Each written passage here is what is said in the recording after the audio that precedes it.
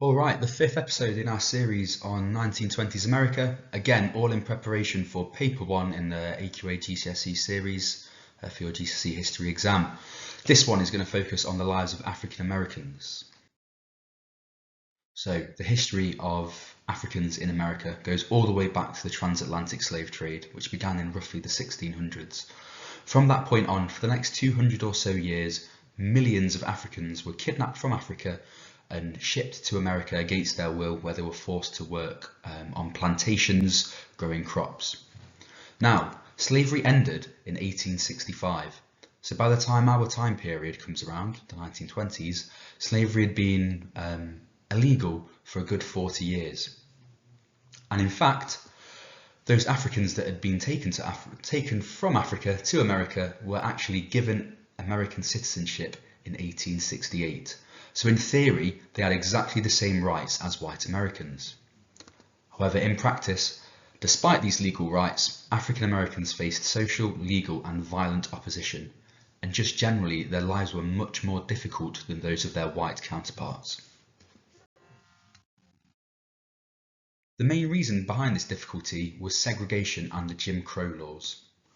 Now, Jim Crow laws enforced segregation in the South, and this is where blacks and whites were separated. So as we can see in the icon, there's very little integration between the black and white community. They would have to go to different schools, they'd have to use different buses and different forms of transport, different water fountains. Any public facility in the southern states of America would be segregated, meaning that black and whites could not mix. Now, this was made legal because of the idea of separate but equal, but in reality, black facilities were worse. Not only were facilities worse, but black people got worse treatment in the justice system because the American justice system protected white rights and it reinforced segregation. There was a court case called Plessy versus Ferguson in the late 1800s, and this made the idea of separate but equal legal and made it really difficult to challenge the Jim Crow laws. African Americans also faced discrimination in employment, and black Americans worked in menial, low-paid jobs. So this would be things like being a labourer or being a sharecropper, something that's really low-skilled and would not bring in a high wage. Finally, there were voting barriers for black Americans.